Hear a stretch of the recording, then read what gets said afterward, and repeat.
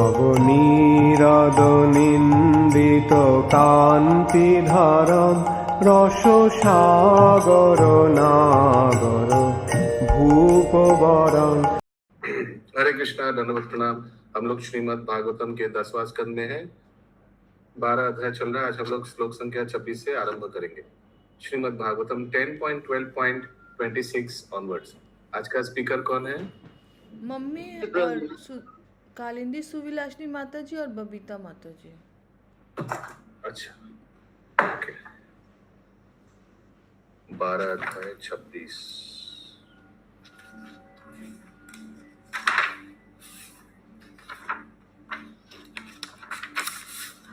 Okay,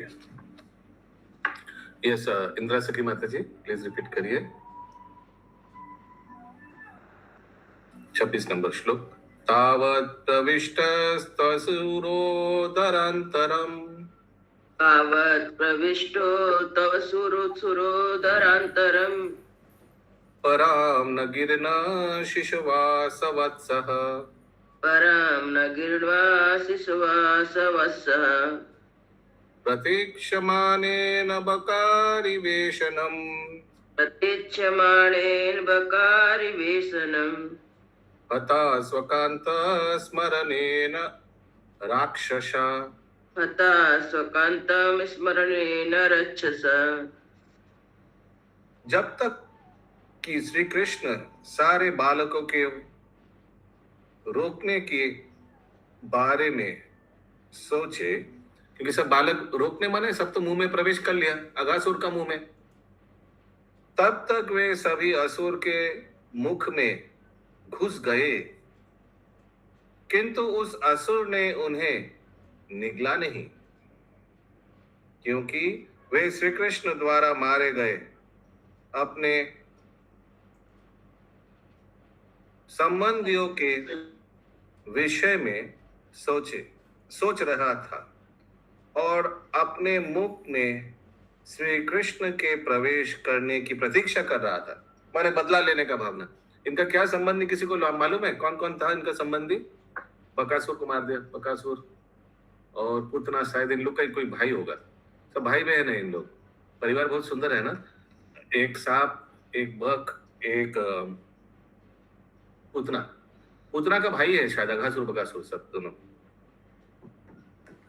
ठीक है, तो बदला के लिए शायद ये प्रतीक्षा कर रहा था कि कृष्ण चाहिए हमको। ये छोटा मोटा मालिक, इन लोग को मार के कोई फायदा नहीं है। मेन जो अगला श्लोक 27 नंबर। तान वीक्ष्य कृष्ण सकलाभ्य प्रदो तान् वीक्ष्य कृष्ण सकलाभप्रदो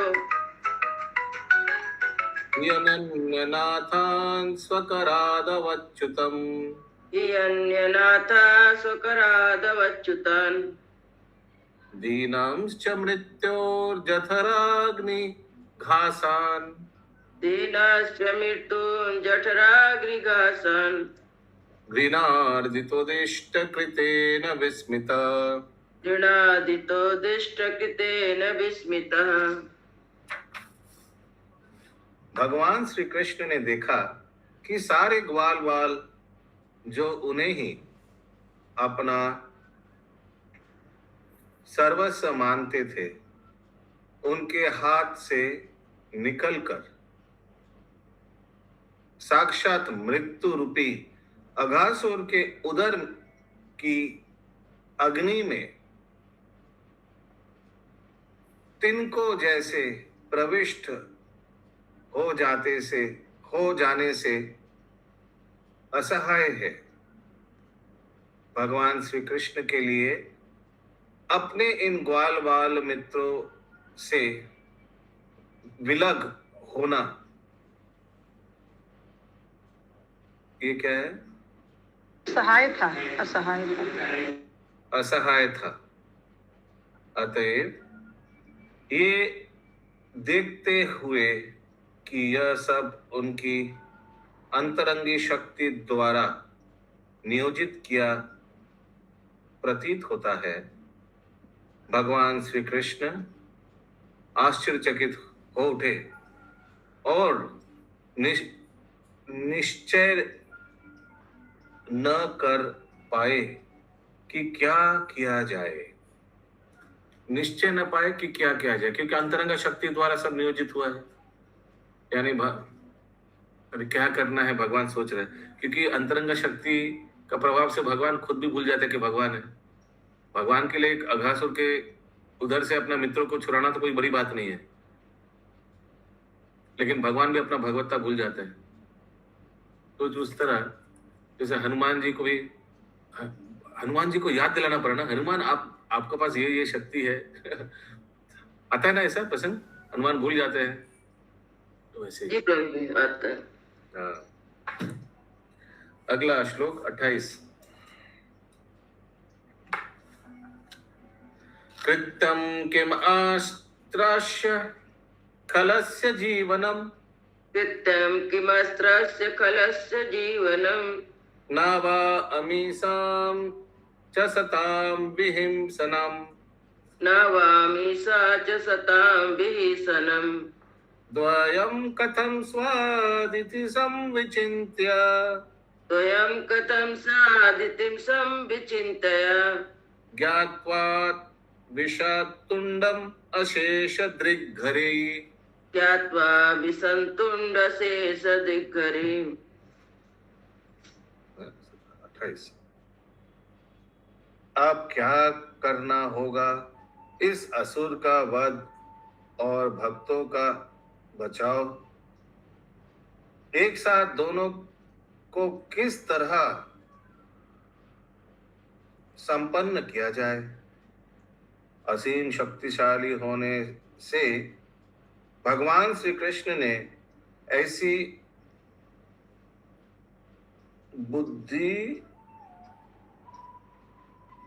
गम्य युक्ति निकल आने तक प्रतीक्षा करने का निश्चय किया। मैंने जब तक दिमाग में कुछ एक आइडिया आया तब तक वेट किया। भगवान वेट कर रहे हैं, सोचिए, जिससे द्वारा वे बालक को बचाने की साथ साथ उस असुर का वध भी कर सके। तत्पश्चात उन्होंने अघासुर के मुख में प्रवेश किया। तात्पर्य, श्री कृष्ण अनंत वीर्य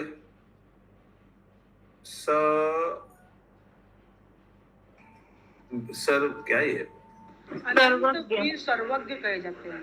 सर्वज्ञ कहे जाते हैं, क्योंकि उन्हें हर बात ज्ञात है। हर बात पूर्णतया जानने के कारण उनके लिए ऐसी युक्ति दूर लेना कोई कठिन काम ना था, जिससे वे बालकों को बचाने के साथ ही असुर को भी मार सकते। इसलिए उन्होंने भी असुर के मुख में घुसने का निर्णय किया है। निश्चय किया, यस, ठीक है। तो भगवान के लिए कोई बड़ी बात नहीं है। अगला श्लोक 29। तदा घना तदा देव तदा घना चदा देव भयाद धाहेति चुक्रुषु भयाताहेति चुक्कुषु जाशुर ये च कंसाद्य यासु एषा च कंसद्य कौनपास्त्वग बंधव। कौणपास्त्वा बंधवः। यस, परी अनुवाद माता जी। अनुवाद, जब भगवान श्री कृष्ण अघासुर के मुख में प्रवेश कर गए तो बादलों के पीछे छिपे देवतागण हाय हाय करने लगे, किंतु अघासुर के मित्र यथा कंस तथा अन्य असुरगण अत्यंत हर्षित थे। कंस हर्षित थे? अघासुर के कंस असुरगण वो लोग खुश थे। फिर से पढ़िए। अघासुर कर अघासुर के मित्र यथा कंस तथा अन्य असुरगण अत्यंत हर्षित थे। कंस कहाँ से आ गया? पर वो कृष्ण घुस गया ना अगासुर के मुंह में, इसलिए वो खुश था कंस। कंस के सामने खड़ा था क्या? कंस तो मथुरा में था। नहीं, वैसे मतलब लिखा है इसी को। अच्छा, जो भी है, इंग्लिश में तो ऐसा है नहीं। एक सेकंड देख लेते हैं। हाँ, लिखा है like Kansa, but the friend of Aghasura like Kansa and other demons were jubilant. भगवान जाने कैसे पता चल गया कि अभी अभी मुंह में प्रवेश किया। ओके, अगला श्लोक 30 नंबर। तच्छ्रुत्वा भगवान कृष्ण तच्चित्वा भगवान कृष्ण काव्याय सर्ववत्सकम् साभवसकं चूर्णी चिकीर्षोर आत्मानां चूर्णिशिकोशोरात्मानं तरसा वावृधे गले। तरसावावृधे गले। जब अगर पूर्ण पुरुषोत्तम भगवान श्री कृष्ण ने देवताओं को बादलों के पीछे से हाय हाय पुकारते हुए सुना, तो तुरंत ही उन्होंने स्वयं तथा अपने संगी ग्वाल वालों को असुर से बचाने के लिए जिन्हें वह चूड़ चूड़ कर देना चाहता था, उसके गले के भीतर अपना विस्तार कर लिया। तात्पर्य भगवान श्री कृष्ण के कार्य ऐसे ही होते हैं। परित्राणाय साधूनां विनाशाय च दुष्कृताम्। श्रीमद् भगवत गीता 4.8। श्री कृष्ण ने असुर के गले में अपना विस्तार करके उसकी श्वास अवरुद्ध कर दी और उसे मार डाला। इस तरह उन्होंने अपनी तथा अपने संगियों की आसन्न मृत्यु से रक्षा की तथा देवताओं को भी उनके संताप से मुक्त किया। हरे कृष्ण।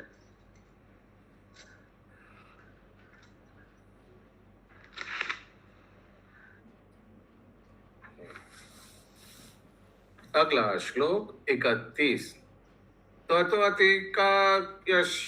ततोऽतिकास्य निरुद्ध मार्गिनो ततोऽतिकायस्य निरुद्ध मार्गिणो ह्युद्गीर्नदृष्टेर्भ्रमतास्त्वइतस्ततः उद्गीर्ण दृष्टे भ्रमतातित्वस्ततः। पूर्णोऽन्तरङ्गे पवनो निरुद्धो पूर्णोऽनन्तरङ्गे पवनो निरुद्धो मूर्धान् विनिर्भिद्य विनिर्गतो बहिः मूर्धान् विनिर्भिद्य विनिर्गतो बहिः। क्योंकि भगवान श्री कृष्ण ने अपने शरीर का आकार बढ़ा दिया था, इसलिए असुर ने अपने शरीर को भी काफी बड़ा कर लिया। फिर भी उसकी श्वास रुक गई, उसका दम घुट गया और उसकी आंखें इधर उधर भटकने लगी। तब बाहर निकल आए, किंतु असुर के प्राण किसी भी छेद से बाहर नहीं निकल पा रहे थे। अतः अंत में उसके सिर के ऊपरी छेद से बाहर फूट पड़े। अगला श्लोक 32। तेनैव सर्वेषु बहिर्गतेषु। नेक्स्ट रीडर कौन है?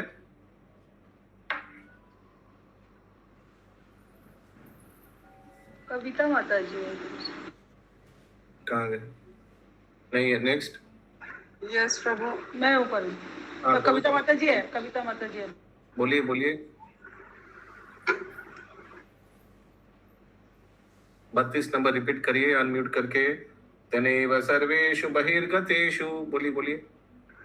तेनैव सर्वे बहिर्गतेषु प्राणेषु वत्सान् सुहृद परेतान् प्राणेरवस्तान् सुहृद् परेतान् धृत्य स योत्थाप्य त्वदन्वित पुनर् दृष्ट्या स्वयोत्थाप्य तद्विनीत पुण्य क्या? पुनर् वक्त्रान् मुकुंदो भगवान विनिर्ययौ। तत्र मुकुंदो भगवान विनिर्मयो।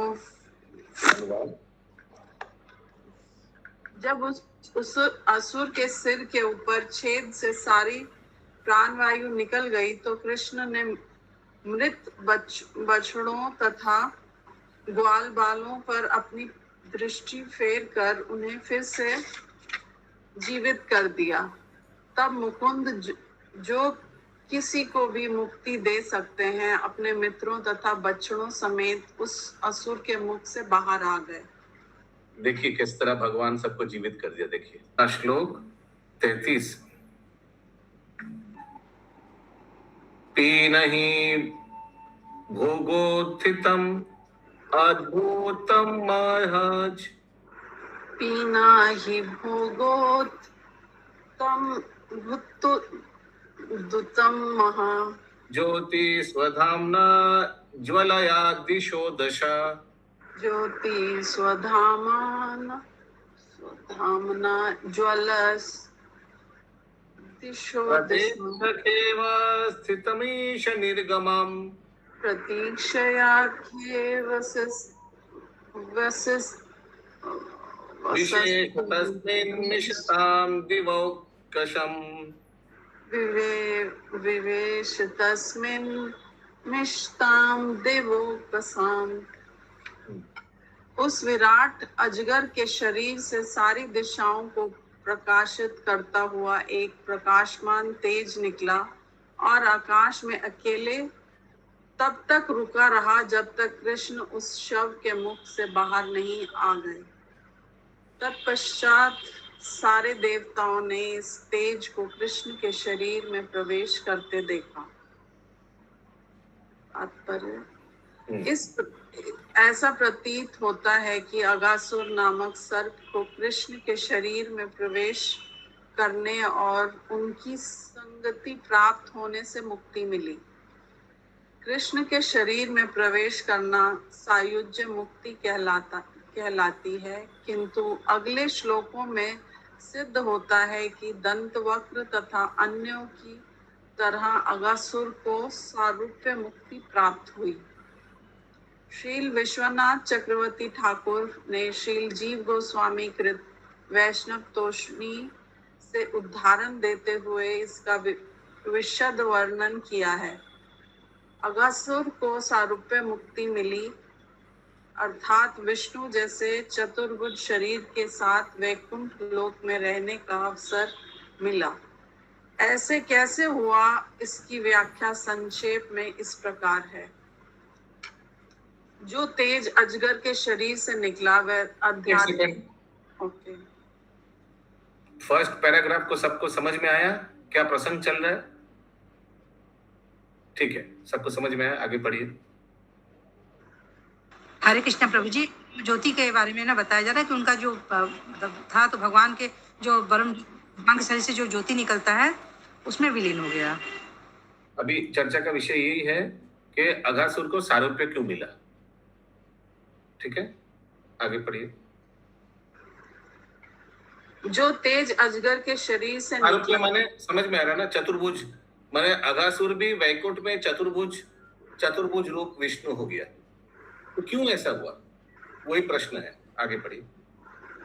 जो तेज अजगर के शरीर से निकला वह आध्यात्मिक शुद्ध सत्व पाकर और भौतिक कलमश से मुक्त होकर शुद्ध बन गया, क्योंकि उसकी मृत्यु के बाद भी कृष्ण उसके शरीर के भीतर रहते रहे। यह संदेश व्यक्त किया जा सकता है कि ऐसे उत्पाती असुर को सारूप्य या सायुज्य मुक्ति कैसे प्राप्त हो सकी, और इस पर आश्चर्य भी होता है कि किंतु कृष्ण इतने कृपालु हैं कि ऐसे संशयों को दूर करने के लिए उन्होंने अजगर के प्राण को तेज रूप में सभी देवताओं की उपस्थिति में कुछ काल तक प्रतीक्षा करने दिया। कृष्ण पूर्ण तेज हैं और हर जीव उस तेज का अंश। समझते हैं।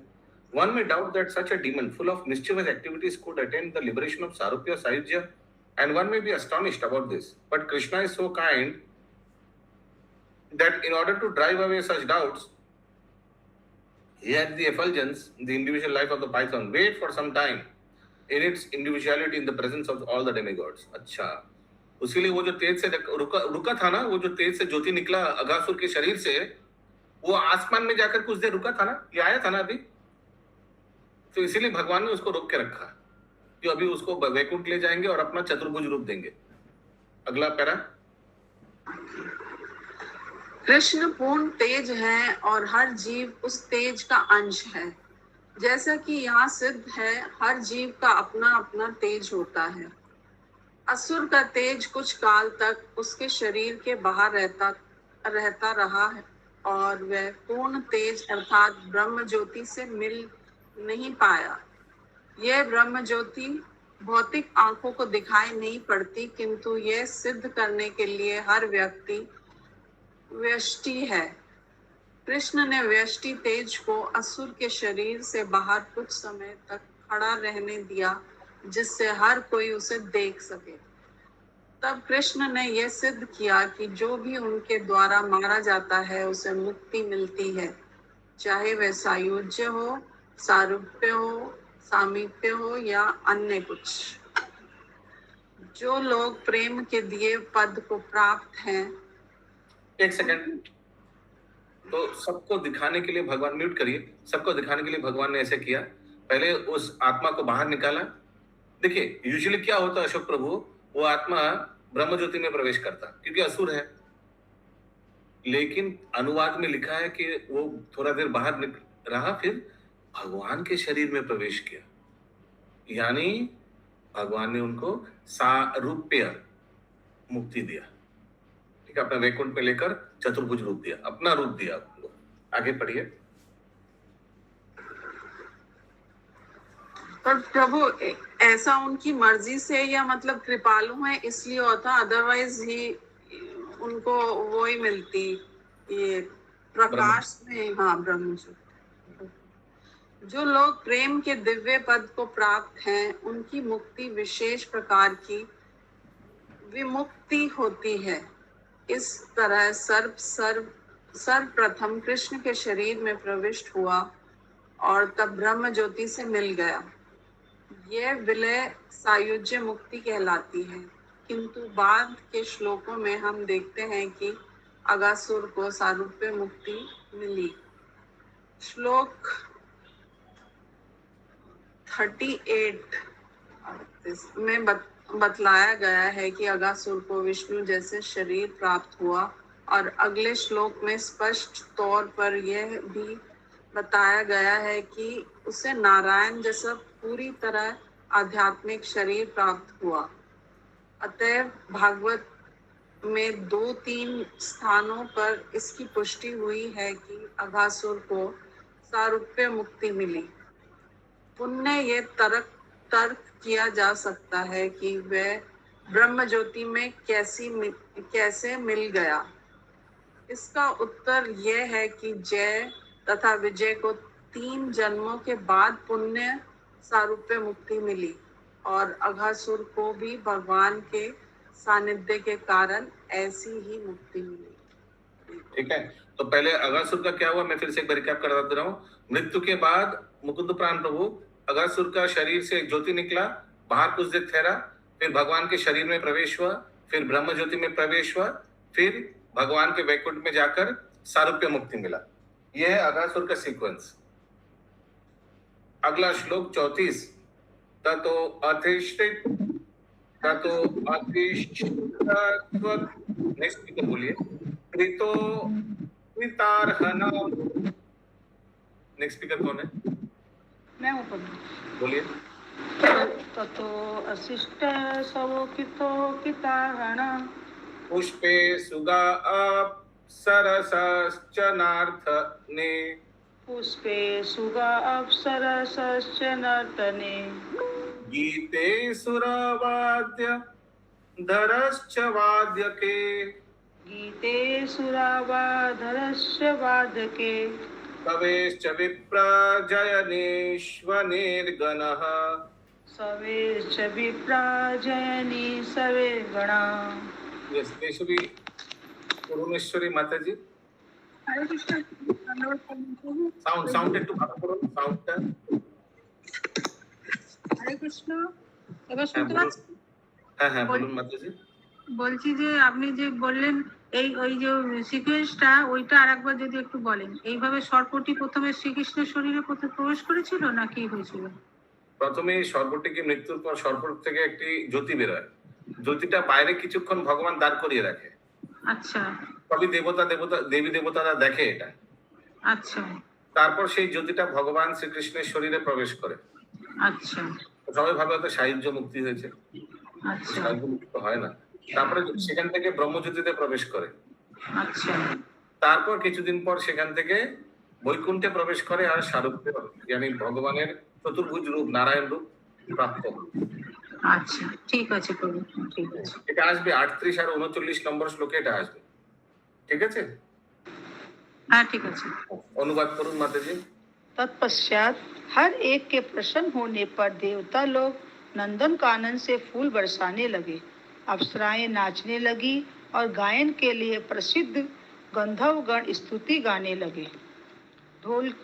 ढोलकिए ढोल बजाने लगे तथा ब्राह्मण वैदिक स्तुतियां करने लगे। इस प्रकार स्वर्ग तथा पृथ्वी दोनों पर हर व्यक्ति श्री भगवान की महिमा का गायन करते हुए अपना अपना कार्य करने लगा। तात्पर्य, हर एक का विशेष कार्य होता है। शास्त्रों में निरूपित किया है कि हर व्यक्ति अपनी अपनी योग्यताओं के अनुसार पूर्ण पुरुषोत्तम भगवान की महिमाओं का ज्ञान करे। यदि आप गायक हैं तो अच्छी तरह गाकर श्री भगवान का गुणगान करें। यदि आप संगीतज्ञ हैं तो वाद्य यंत्रों द्वारा उनका गुणगान करें। सौनिष्ठितस्य धर्मस्य संसिद्धि हरितोषणम। श्री भागवतम 1.2.13। जीवन का साफल्य श्री भगवान को तुष्ट करने में है, इसलिए पृथ्वी से लेकर देवलोक तक हर व्यक्ति पूर्ण पुरुषोत्तम भगवान का गुणगान करने में लग गया। सभी महान संत पुरुषों का यही निर्णय है कि मनुष्य जो भी योग्यताएं अर्जित कर चुका है उनका उपयोग श्री भगवान का गुणगान करने में करे। इदं हि पुंसस्तपस सुतस्य वा शिवष्टस्य सुतस्य च बुद्धिदतो यो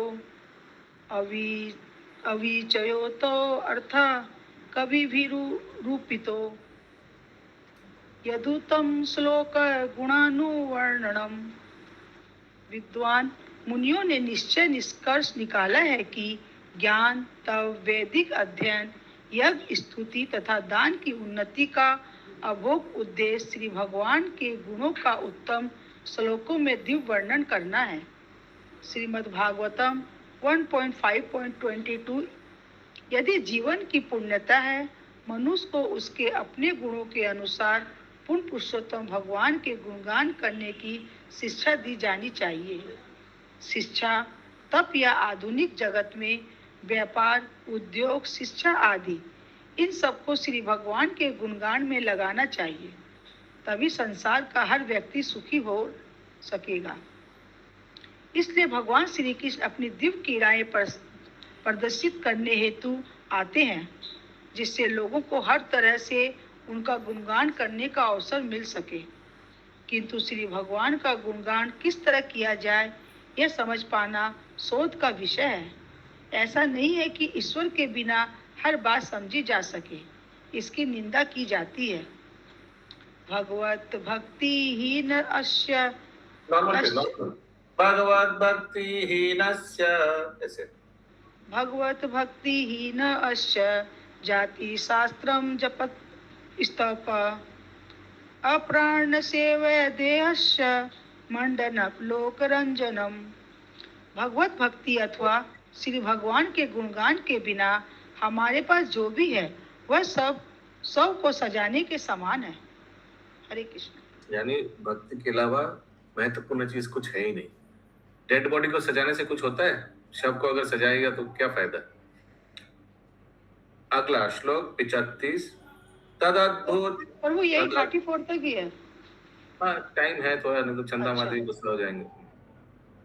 तदद्भुत स्तोत्र सुवाद्य गीतिका, तदत सूत्र सुवाद गीत का, तद अद्भुत स्तोत्र सुवाद्य गीतिका, तद अद्भुत स्तोत्र सुवाद गीतिका, जयादिनेकोत्सव मंगलास्वनान्, जयादिने को सौमंगल स्वानान, श्रुत्वा स्वधाम्नोऽन्य अज आगतो अचिरात्, सुत्वा सावधानो अज्य जागतो चितिराद, दृष्ट्वा महिषास्य जगाम विस्मयाम्, दिस्रा महियाश्य जगम विषम। जब भगवान ब्रह्मा ने अपने लोक के निकट ही ऐसा अद्भुत उत्सव होते सुना, जिसके साथ साथ संगीत, गीत तथा जय जयकार हो रहा था, तो वे तुरंत उस उत्सव को देखने चले आए। भगवान श्री कृष्ण का ऐसा गुणगान देखकर वे अत्यंत विस्मित थे। यह अनित्य शब्द का अर्थ है निकट, जिससे सूचित होता है कि उच्च लोकों में ही ब्रह्मलोक के निकट महलोक, जनलोक, तपोलोक इत्यादि में भी भगवान श्री कृष्ण के गुणगान का उत्सव चल रहा था। इधर कुछ बोलना पड़ेगा अभी, सब ध्यान से सुनिए, म्यूट कर दीजिए। ये अघासुर को मारने के बाद सब भगवान का गुण कीर्तन कर रहा था। तो क्या हुआ उसके बाद ये ब्रह्मा जी को जाकर कोई बोला कि एक बालक ने अघासुर को मार दिया है? ऐसा कैसे हो सकता है? जरूर कोई मायावी बालक होगा। अभी ब्रह्मा जी मायावी बालक बोल रहे, अभी ब्रह्मा जी को मालूम होना चाहिए, क्योंकि जब भी भगवान अवतार लेता है, ब्रह्मा का ड्यूटी है वो अवतार को चेक करने का। हर एक अवतार लेने के आगे ब्रह्मा जी चेक करता है कि भगवान है या नहीं। ब्रह्मा जी का जानकारी होता है, लेकिन फिर भी विमोहित हो जाता है। तो समझ में आ रहा है, अघासुर का वध ब्रह्मा विमोहन लीला से रिलेटेड है। ब्रह्मा जी अभी आता है चेक करने, ब्रह्मा जी को डाउट हो जाता है, अरे अघासुर को मारते एक बालक, जरूर कुछ गड़बड़ है, तो चेक करने आते हैं। ठीक है, कहाँ तक हुआ आज? अभी 35 तक करो। 35 कंप्लीट हो गया? यस करो। ओके ठीक है, काउट पिन दे दीजिए माता जी, हम लोग काउट कुछ करते, कल देखेंगे क्या होता है। ग्रंथराज श्रीमद् भागवतम